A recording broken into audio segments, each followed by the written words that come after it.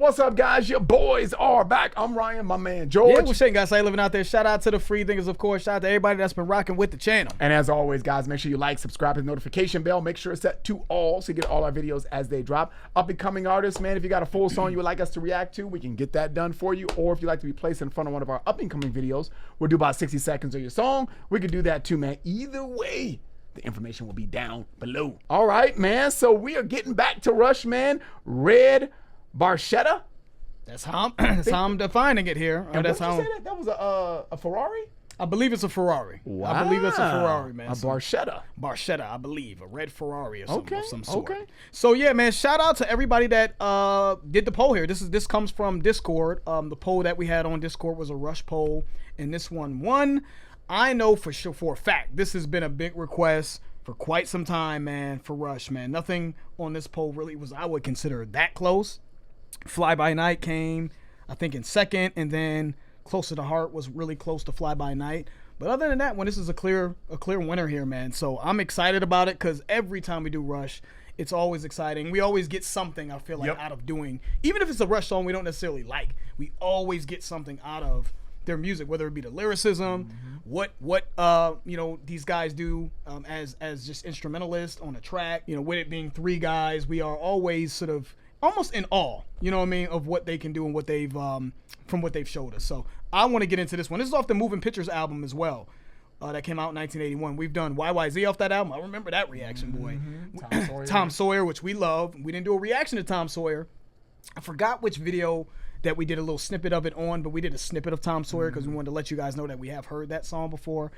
And then we did what's off of Moving Pictures as well. And then Limelight, if I'm not mistaken, is another reaction that we did off that album, man. So let's get to it, man. You know, shout out to everybody that voted on that poll on Discord. Rush Red Barchetta.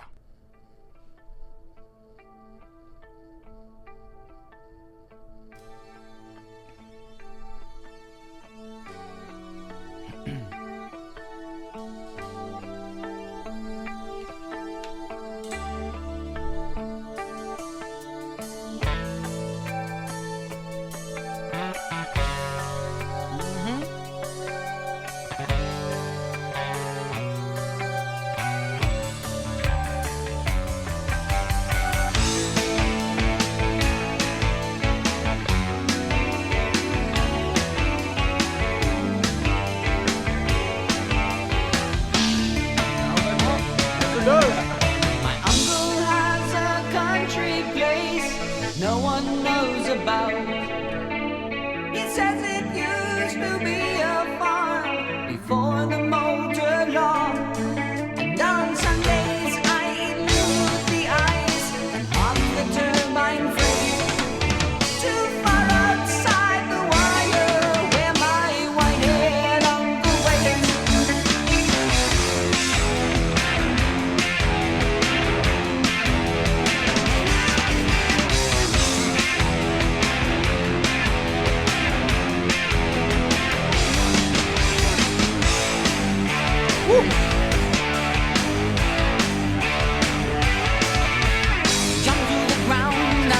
Just nasty, man. Every fucking time after all these years, still when I hear Rush, I'm like, these motherfuckers are cold, man. The drum work, the transitions, the guitar work, right, bass work, everything is always top notch. And there's that quirkiness to Geddy Lee's voice, but it always makes me feel, you know, when I listen to Rush, man, I feel like they say that kind of as you get older, as you know, as you sort of mature, you know, I guess growing old is sort of a dream killer when you start realizing like just the reality of life. You know what I'm saying? You just stop dreaming. And I feel like when I listen to Rush's lyrics, even though I do feel like they always have messaging in there, it does feel like it's so imaginative. They bring you into their world that it feels like they never stop dreaming. You know what I'm saying? It does feel that way. You know, it just never, it always feels like they're just bringing you into their little dreamlike world, even though it's real life messaging, but in sort of like an adventure like way. That's how I feel when I'm listening to a Rush song. And that's how I feel now, even listening to this, because I know there's a message in this that we're going to get into. But I'm enjoying the drum work and all that, and how they transition was nasty already.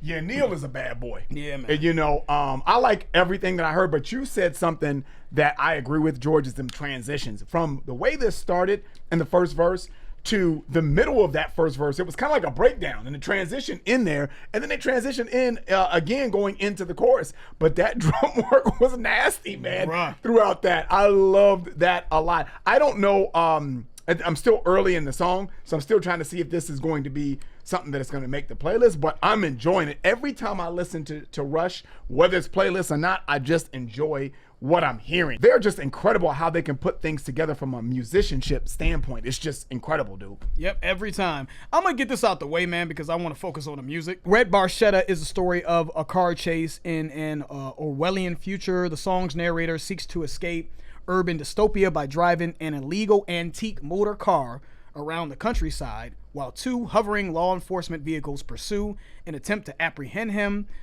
The Barchetta is a refurbished old Ferrari, which can be seen as a symbol of creativity and freedom. Is that it there? The picture? Yep, 1950 I've seen that before. Ferrari Barchetta. Yep, we've seen them. So, but the last thing I said, though, is really important. The Barchetta is a refurbished old Ferrari, which can be seen as a symbol of creativity and freedom. So these types of cars in this dystopian future have been outlawed. Yep. And he's like, and we look at the lyrics, man, he's kind of sneaking off to his uncle's farm, his old white-haired uncle who happens to have this outlawed vehicle. Before the motor law. Right, before the motor law, right? You know what I mean? So he's sneaking off to this farm, man, and he's just getting this last taste of freedom or whatever. So, again, they bring you, right, kind of what I said earlier, they bring you into this world, man. And I don't try, like, sometimes, man, when we're doing these reactions, I feel like I don't get into the lyricism until I feel compelled to get into it, right? There has to be something in the way you say it or how you write your shit to draw me into it. And they always draw me into what they're saying. It's a beautiful thing. All right, cool. Let's get back to it.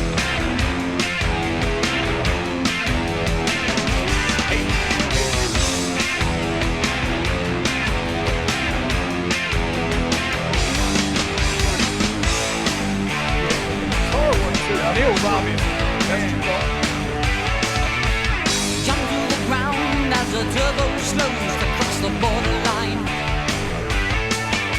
Run like the wind as excitement shivers up and down my spine.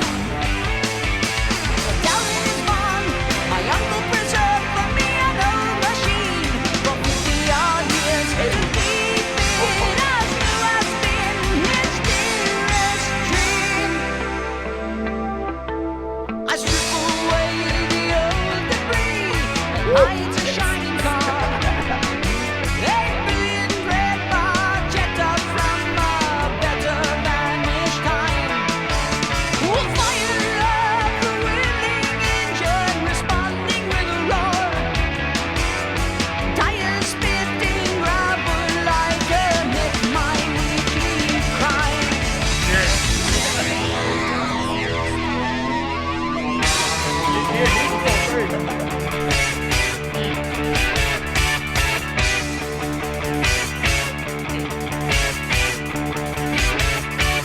Wind in my hair,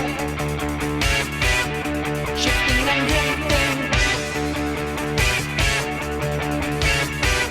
Mechanical music, adrenaline surge.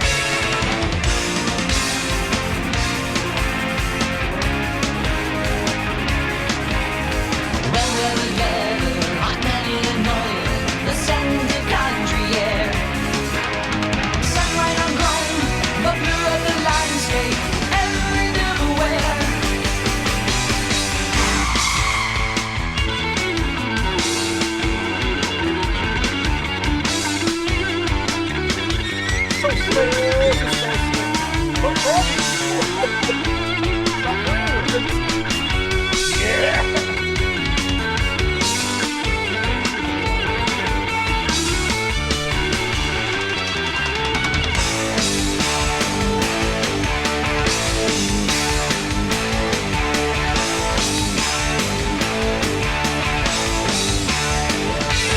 Suddenly ahead of me, across the mountainside, a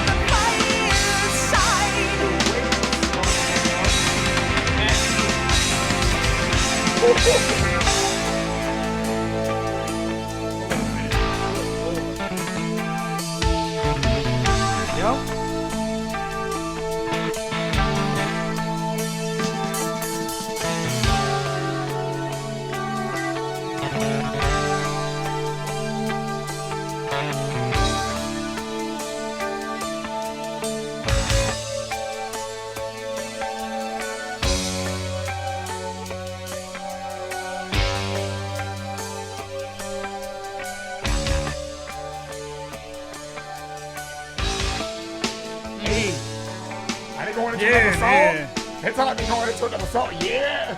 Let that shit play out. Yeah, I was hoping that we would have got that. Yeah, that sound like that's crazy. We probably did the shortened version or something. But yeah, that was nasty. That was nasty. They play so well, man. And Neil, George was saying that, like, man, he is just losing his mind, and he is, man. The things that he could do with that kind of like prog-ish odd time signature style and still make it rhythmic, to me, it's just nasty, man. I really love the way he's able to do that and start and stop and slow it down and transition smoothly. Man, not a shock that a lot of people saw him as the GOAT, man. You know what I mean? Just masterful. Yeah, seriously, masterful. And I almost feel bad listening to Rush sometimes because, you know, these guys, you know, Geddy Lee, you know, Alex Lifeson, I mean, these guys are giants in their own right. But sometimes I just feel like they're in the shadow of Neil sometimes when I'm listening because it's just so... First of all, I'm probably even partial to drumming to begin with. So when there's a masterful, all-time great drummer, I'm just, you know, so mesmerized by what I'm hearing, in addition to having a bias sometimes towards drumming.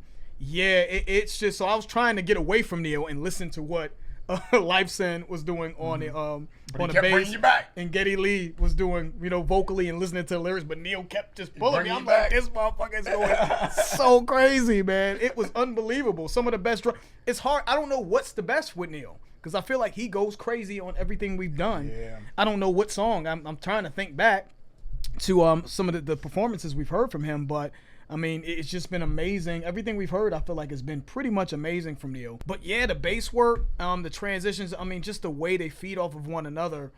You could just hear it when someone is just sort of, I feel like they've almost just been attached at the hip. Yeah. Like just born together. Like just born to play with each other, man. That's what it sounds like. But man, masterful work by Neil. Masterful work by all of them. Again. Great transitions. Yeah, I just enjoy it. I enjoy their music, man. And they're one of the best bands we've ever reacted to, man. They're in that upper echelon, Lost in Vegas royalty of bands. And Geddy Lee's voice, to me, if I heard that shit by itself without the attachment to Rush, I'd be like, what the fuck are we even listening to? What is this shit? It's like cartoons. Yeah, it's cartoonish. It's like just, it's very quirky, but it does work within the world that they bring you into. But I can understand someone, again, that's the thing, is like people, they look at Rush sometimes, it's kind of nerdy and this and that. And I do hear that. I hear how it can be kind of nerdy and how nerds like them maybe in the 80s. But I also hear why people look at them as brilliant. You know what I mean? I hear that too. So, dude, that was excellent, man. Great choice from you guys. I know that's been a long-standing request. I see why.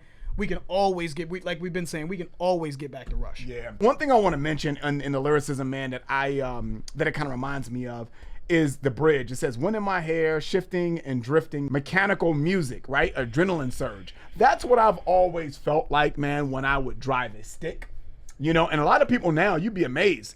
This is, sticks are not that far removed, but I guess it is, especially younger people don't learn how to drive on sticks anymore. That's not a thing. So when I hear that, and then going into verse 3, it says, suddenly ahead of me across the mountainside, a gleaming alloyed air car, right?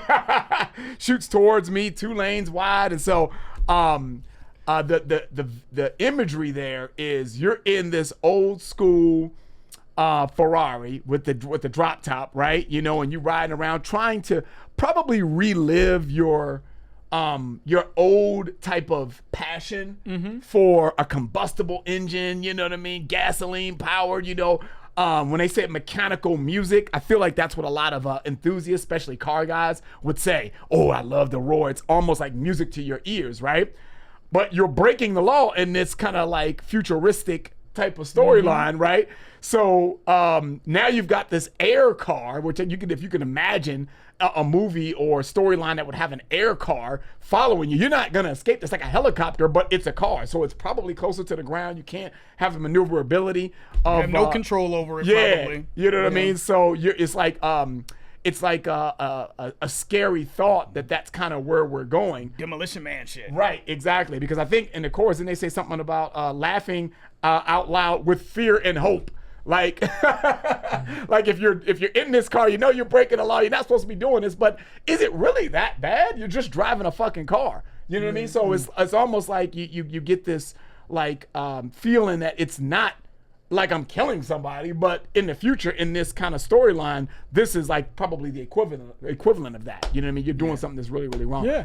So my point of saying that is kind of bringing you into the story a little bit. That's kind of what my struggle was, you know, kind of going from the storyline and the musicianship. I just kept bouncing back and forth because I kept picturing this kind of dystopian type of futuristic place. Yep. And, you know, driving this car when you're not supposed to. So I thought that was great, man. They pull you into their world, man. Yeah, man. They really You do. know, They do a great I job enjoyed of that a giving lot. detail. Yep. Yeah, shout out to everybody that requested this one and voted on this poll, of course. Excellent choice. Like I said, we can always get back to Rush. Let us know what else we can do. I know Closer to the Heart came in very close. Well, not very close, but came in second Fly By Night came in second. And Closer to the Heart was right there with Fly By Night. So maybe, you know, those are options for us to do. That's the end of the video. If you guys enjoyed it, please hit the like button. If you have subscribed, please subscribe. Make sure you check us out on Patreon. Check us out on Discord. The information for that will be in the description. I'm George. That's Ryan. Lost to Vegas. We out.